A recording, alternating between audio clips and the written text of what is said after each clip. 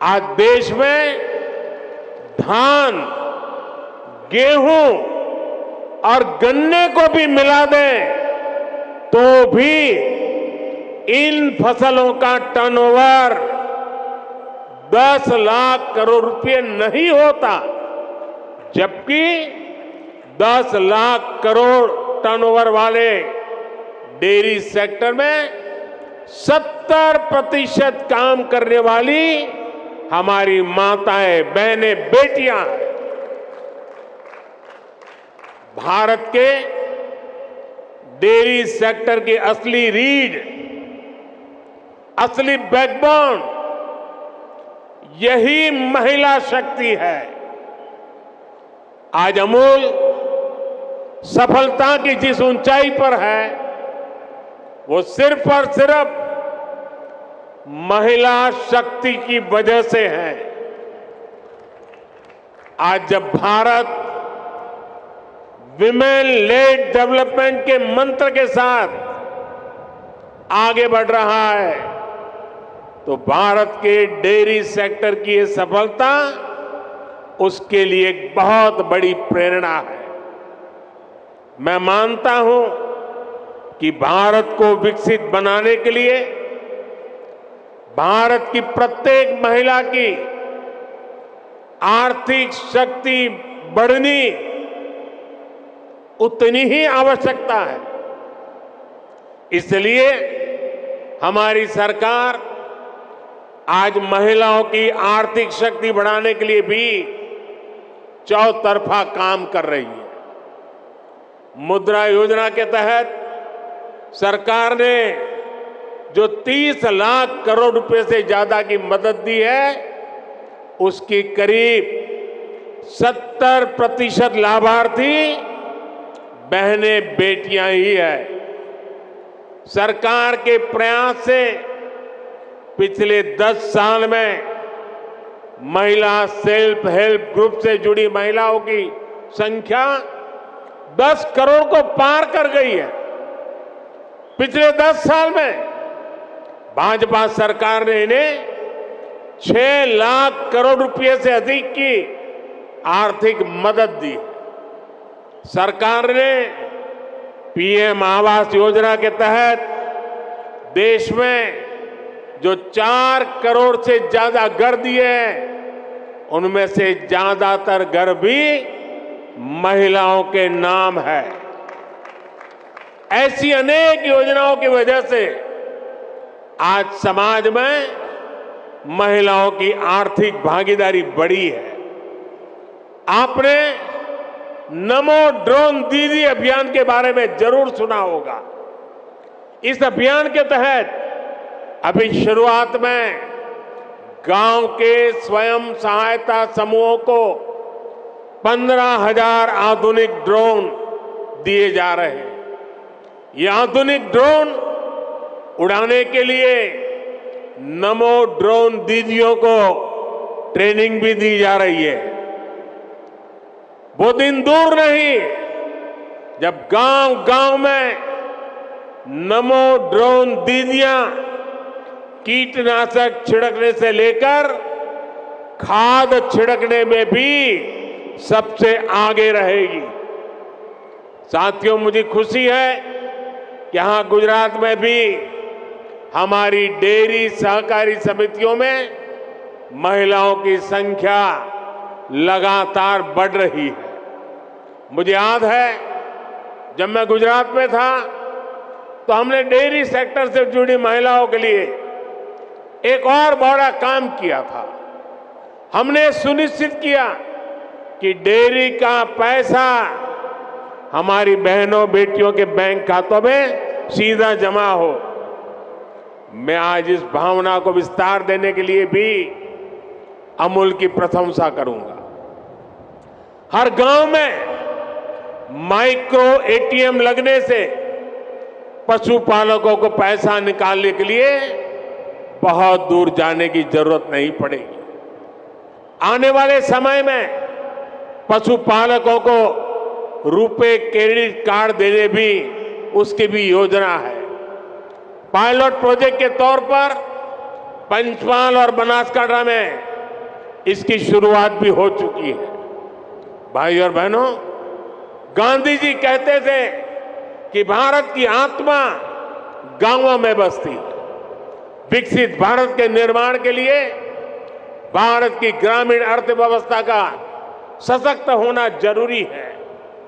पहले केंद्र में जो सरकारें रही वो ग्रामीण अर्थव्यवस्था की जरूरतों को टुकड़ों में देखती थी। हम गांव के हर पहलू को प्राथमिकता देते हुए काम को आगे बढ़ा रहे हैं। हमारा फोकस है छोटे किसान का जीवन कैसे बेहतर हो। हमारा फोकस है पशुपालन का दायरा कैसे बढ़े। हमारा फोकस है पशुओं का स्वास्थ्य कैसे बेहतर हो। हमारा फोकस है गांव में पशुपालन के साथ ही मछली पालन और मधुमक्खी पालन को कैसे प्रोत्साहित किया जाए। इसी सोच के साथ हमने पहली बार पशुपालकों और मछली पालकों को भी किसान क्रेडिट कार्ड की सुविधा दी है। हमने किसानों को ऐसे आधुनिक बीज दिए हैं जो जलवायु परिवर्तन का मुकाबला कर सके।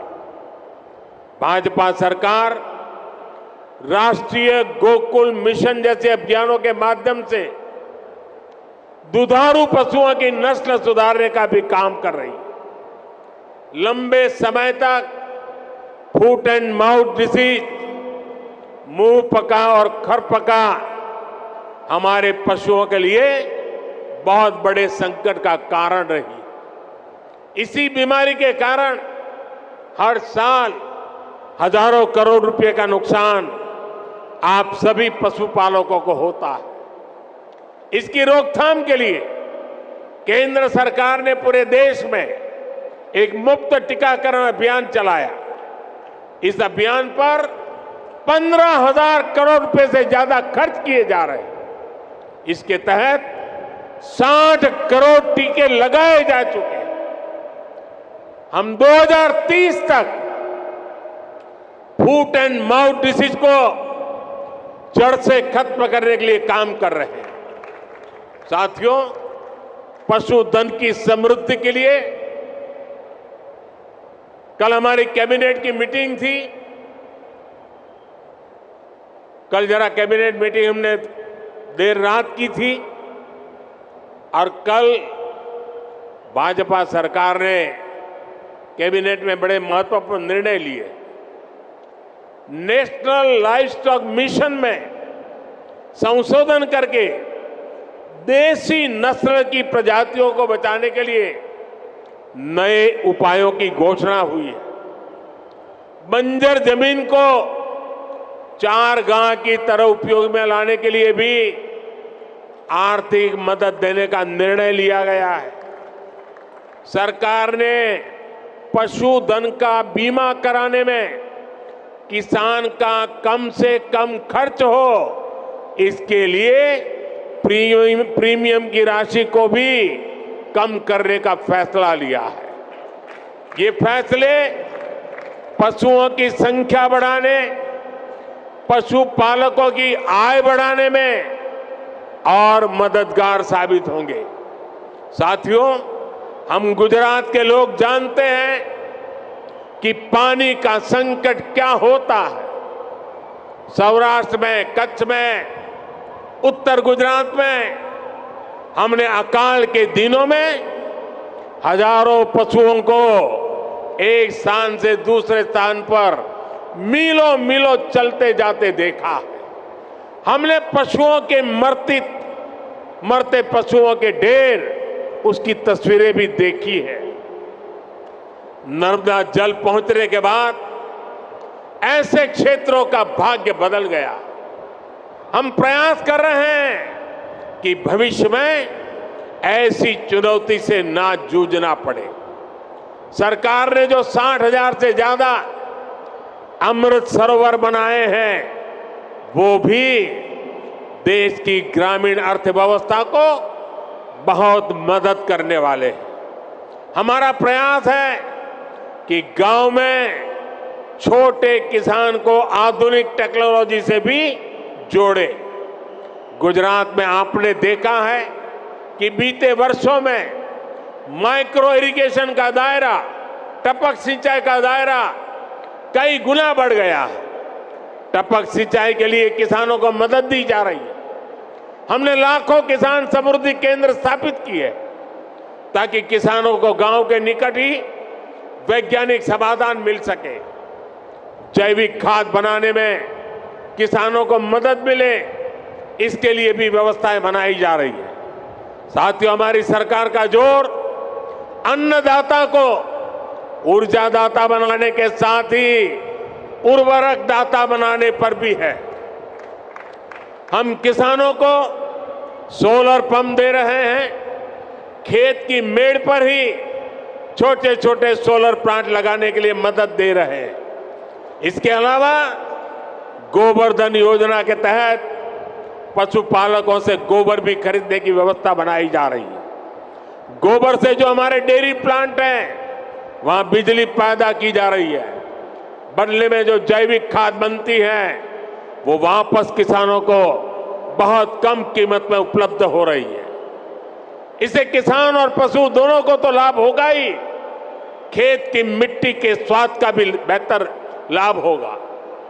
अमूल ने बनासकांठा में जो गोबर गैस प्लांट लगाया है वो इसी दिशा में एक बड़ा कदम है। साथियों, हम ग्रामीण अर्थव्यवस्था में सहकारिता का दायरा बहुत अधिक बढ़ा रहे हैं। इसके लिए पहली बार हमने केंद्र में अलग से सहकारिता मंत्रालय बनाया है।